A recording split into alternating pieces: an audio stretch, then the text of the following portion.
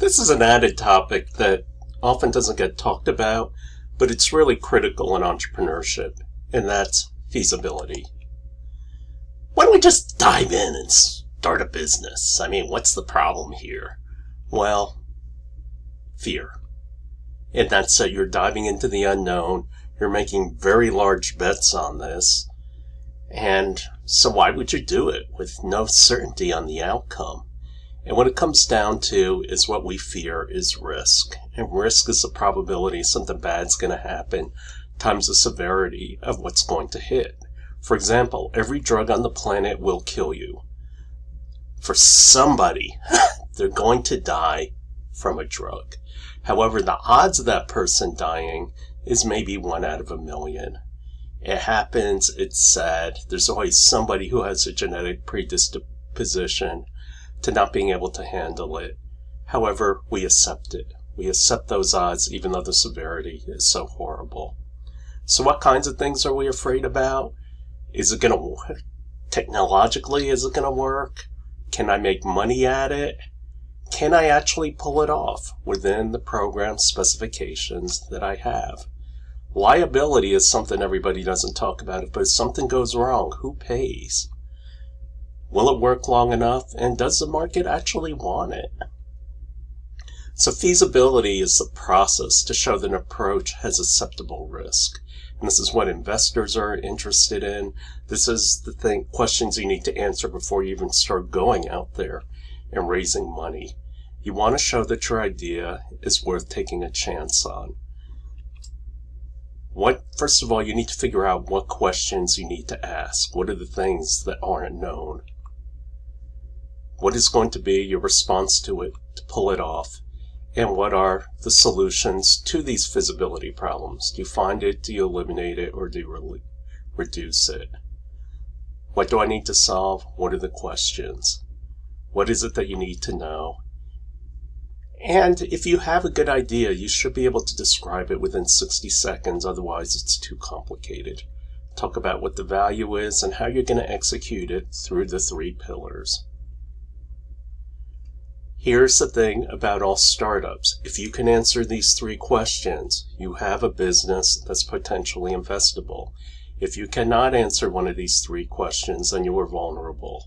And the first thing is, what is it that you do that's exceptional? What's special about what you do? Can you make a sustainable profit? And I probably should tack on there, and a good return. Because if you get money from someone else, they're going to want a return on their money. And it's also difficult to copy. If you can answer those 3 questions, you have the possibility of a startup. And naturally, that startup, in terms of the business itself, are founded on the 3 pillars, which is your executive strategy, your marketing, and your product development. People like to make businesses really complicated, but for a startup, it really is just that simple.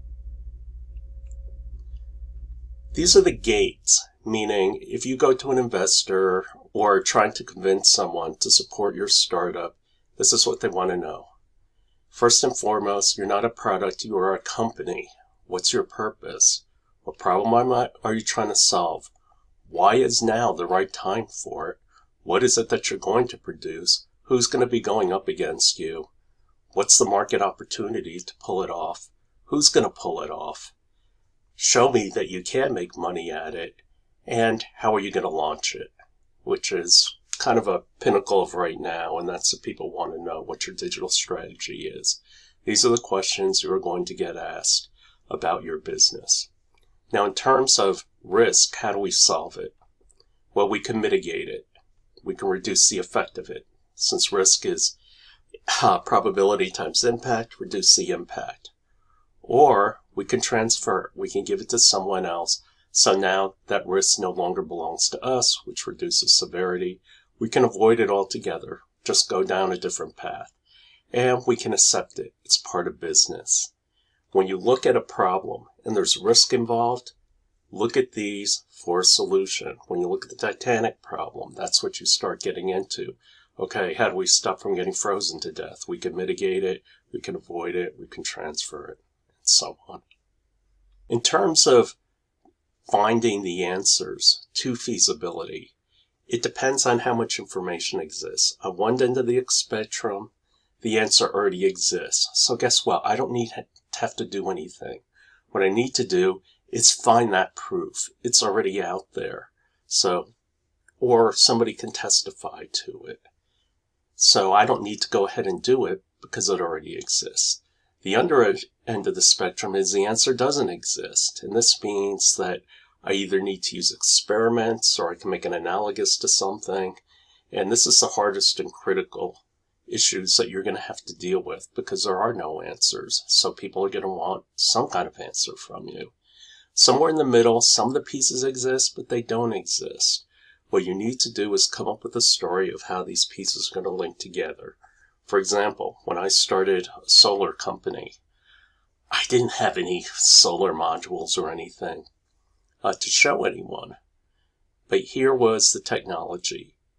Basically, crystalline solar cells are really expensive, but have high efficiency. Plastic thin films, really cheap, not a lot of efficiency.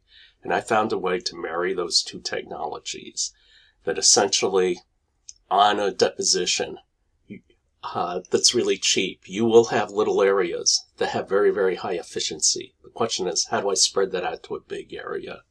And we were using ultrasonic waves to do that in the semiconductor business. So we proved that it works really well for copper and other metals in terms of electrodeposition or plating. And other people have shown that you could plate solar materials, but nobody ever married the two together. And so that was the story that we came up with.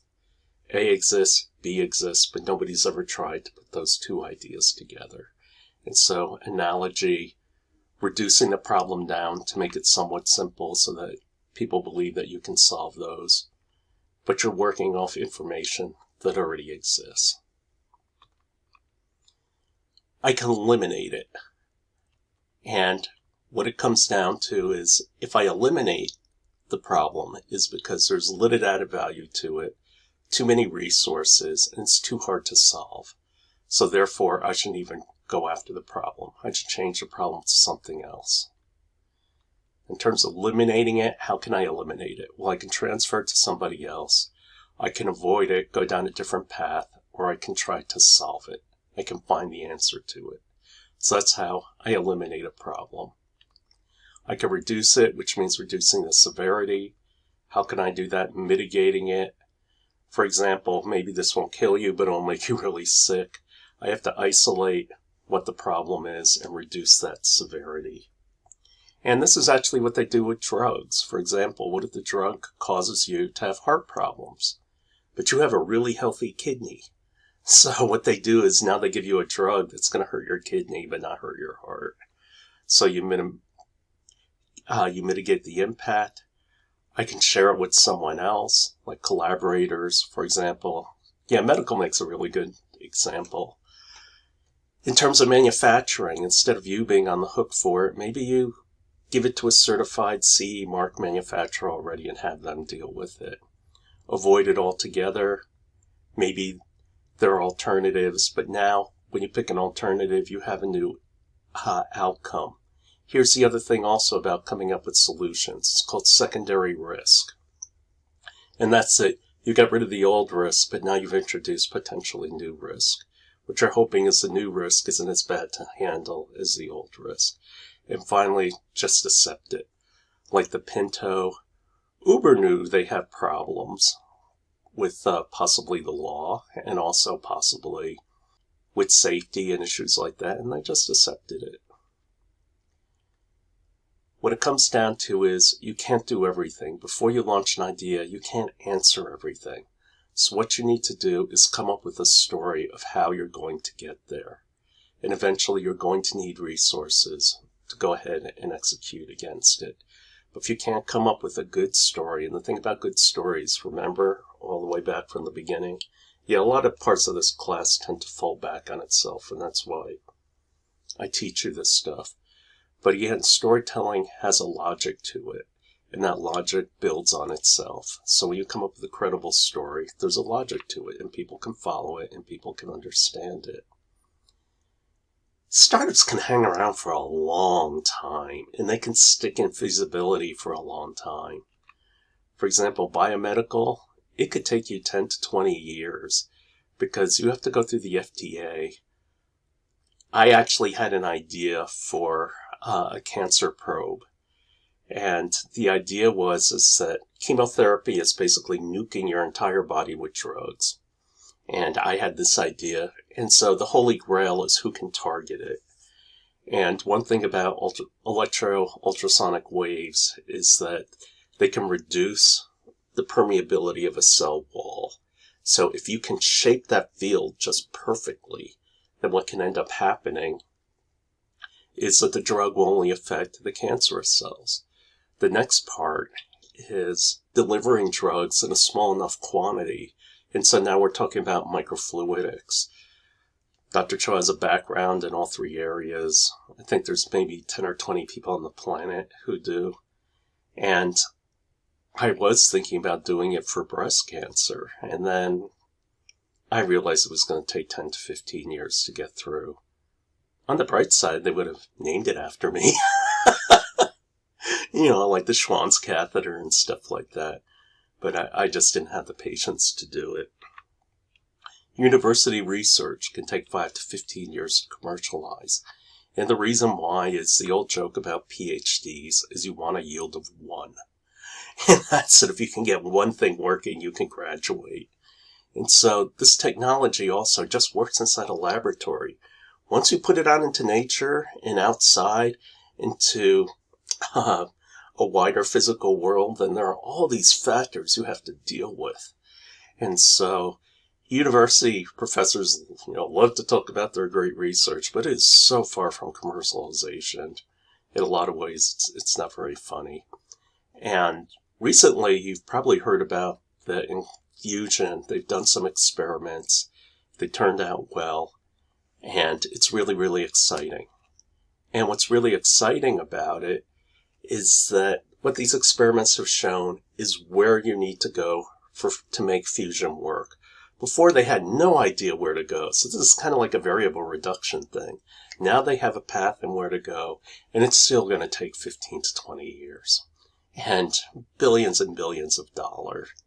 And so science can take a very long time, theory to practice. On the other hand, if we perfect fusion, all of a sudden now all the problem, if we make it widespread power sources and start phasing out all our fossil fuels, then all of a sudden you have a totally different world. And then it also makes the electric car more feasible.